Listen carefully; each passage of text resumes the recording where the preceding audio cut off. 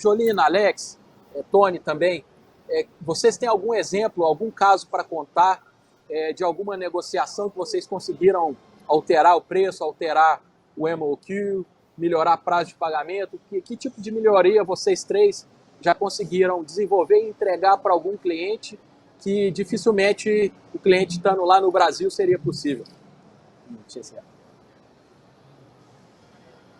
Vocês teriam algum exemplo ou algum comentário sobre isso? Eu acho que isso é uma constante, né? É uma constante. Você começa a negociação com um valor, aí depois com mais negociações, com mais conversas, com mais entrosamento, você conhece melhor a pessoa, dá para reduzir o preço, o valor, dá para alterar a forma de pagamento. Muitas vezes eles querem 100% antecipado, não, dá para fazer 30%, 70% depois. Sempre dá para negociar, né? E com fornecedores de mais tempo, a cada pedido dá para fazer ainda um desconto a cada pedido, né? Ah, excelente. Então, aumenta a quantidade e dá para reduzir o valor. Isso é uma constante, né? Legal. Na minha experiência, dependendo do tamanho da compra e tamanho da profundidade de cada produto,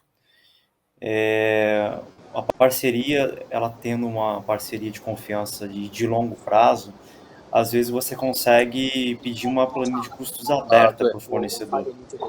Então, você consegue ver desde o custo de cada parte da matéria-prima e você não na margem que ele coloca, ou seja de mão de obra, ou seja de serviços extras que ele vai colocar a margem dele, mas você consegue ter uma planilha já aberta do custo do produto, né, das partes, de cada acessório, de cada componente, e negociar o componente, né? De repente você consegue substituir algum componente, algum tipo de matéria-prima para reduzir o custo, e assim esse ganho de competitividade vai ser repassado direto para o seu preço, né?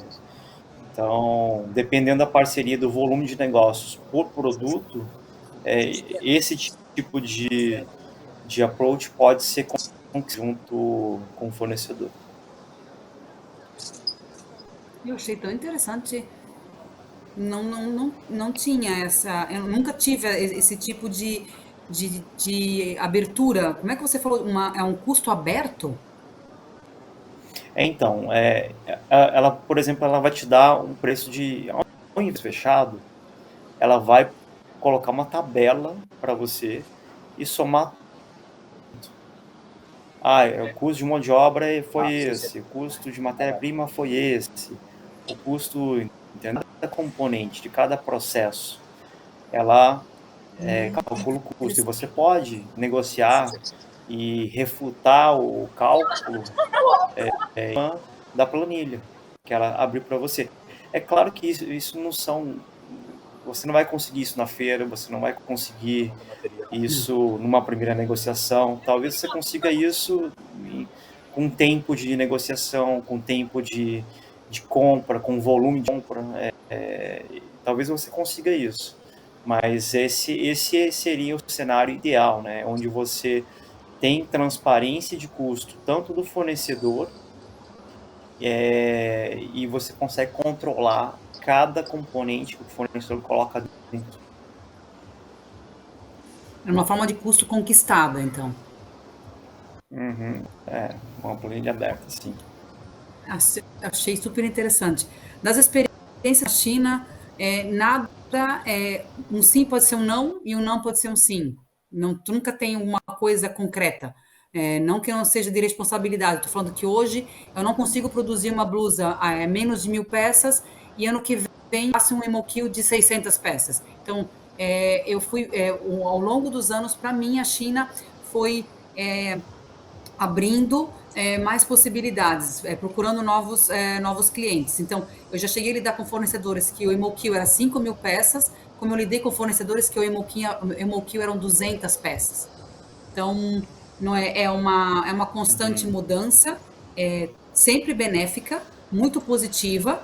Então, assim, comecei a negociar também, falando em valores, e, em geral, nunca permaneci no primeiro custo enviado, sempre consegui um preço melhor.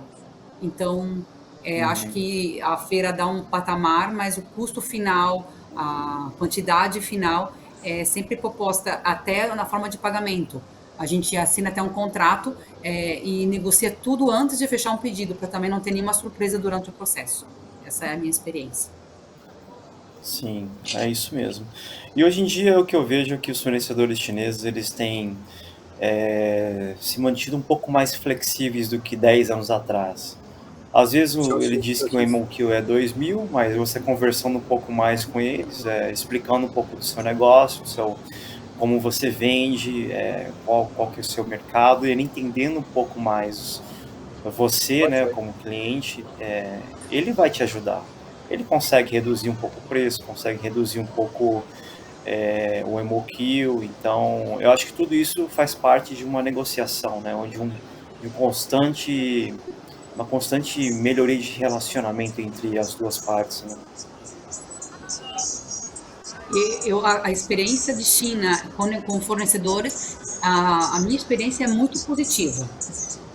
Foram poucos nãos que eu tive no longo desses quase 7 anos. Você expressou da forma bem correta. Existe uma troca. Eu sempre falava, não tem como você ganhar sozinho. Ele ganha e você ganha. Os dois lados precisam ganhar. Porque se um dos lados não sair beneficiado, ele pode ficar cansado. E eu preciso da parceria, porque eu não vou produzir uma vez só. Eu vou produzir várias vezes. Eu Com preciso da ajuda certeza. dele, preciso do comprometimento. Se você mostra comprometimento, eu acho que o chinês ele é um dos melhores parceiros comerciais que você pode ter, porque ele vê a tua seriedade. É o sentimento que eu tenho de trabalhar com fornecedores. Tanto é que nós chegamos a um nível durante a pandemia em que a empresa trouxe produtos e elas tiveram aprovação da inspeção 100%. Fizemos inspeções online. Então, a gente trabalhou muito com alguns fornecedores por um bom período, que nós chegamos a um patamar em que o fornecedor já sabia o nível de qualidade. Eles entravam em contato para mostrar o tipo de problema que eles haviam encontrado na produção. Para mim, isso foi muito benéfico. Eu fiquei muito orgulhosa do projeto e do trabalho que a gente fez em conjunto. Então, eu tenho Uhum. só lembranças boas desse tipo de transição.